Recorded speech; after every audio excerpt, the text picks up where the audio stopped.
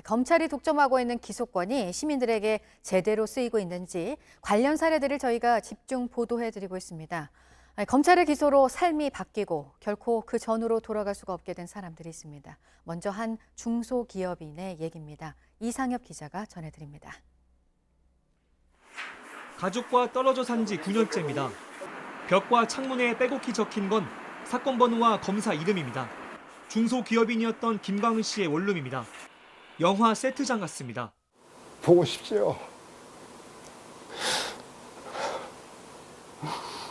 이게 3년이면 끝날 줄 알았는데 그게 거의 이제 9년, 10년이 돼가네요. 김 씨 회사가 보유한 사진필름 기술은 많은 주목을 받았습니다.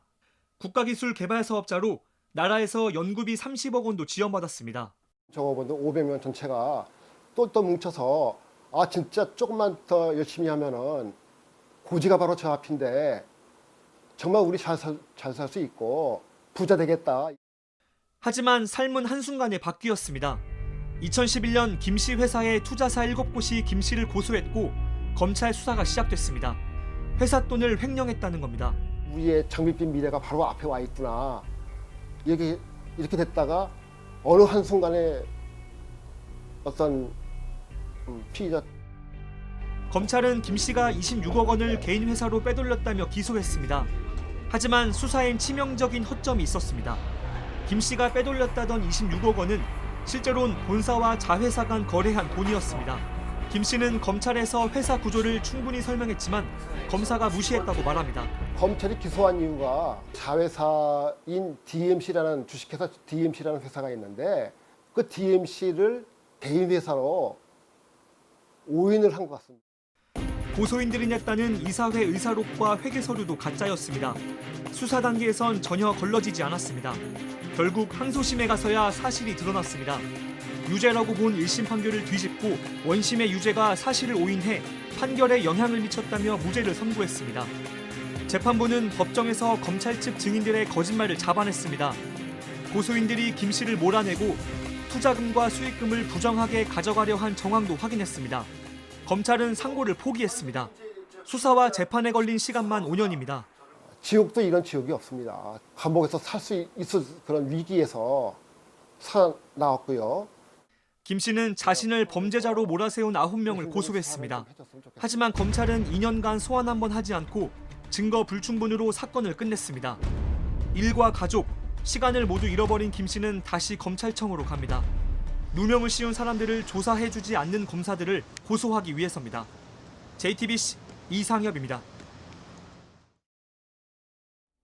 네, 법정에서 누명은 벗었지만 검찰 기소로 무너져 내린 삶을 다시 일으키지는 못하고 있는 또 한 사람이 있습니다. 공무원으로 40년 가까이 일한 사람입니다. 이어서 조보경 기자입니다. 조규현 씨는 37년간 교정 공무원으로 일했습니다. 은퇴 뒤엔 전남 순천에서 평화로운 삶을 보냈습니다. 그러던 어느 날 서울중앙지검에서 전화를 한 통 받았습니다. 이 통화 이후 조 씨의 삶은 완전히 뒤바뀌었습니다. 영등포교도소 총과장에게 3천만 원에서 5천만 원을 줬다. 보여주면서 이런 진술이 나와 있기 때문에 지금부터는 피신을 들어가겠다. 본 적도 없고 알지도 못하는 A씨가 자신에게 뇌물을 줬다고 검찰에서 털어놨던 겁니다. 분양 사기 사건으로 수감 중이던 자신의 지인을 석방시키려고 돈을 건넸던 겁니다. 조 씨는 모르는 사람이라고 항변했지만 검찰은 조 씨를 기소했습니다. 서울과 순천을 오가며 1년 3개월간 수사와 재판을 받았습니다. 언론에도 보도됐습니다. 사람들을 만나 이렇게 딱 들어가면 열심히 이 얘기 들어다 내가 들어가면 딱 끝입니다. 나부터도 그래요. 무슨 TV에서 무슨 검찰이 뭐 어쨌다 그러면 저 녀석도 뭔가 있겠지.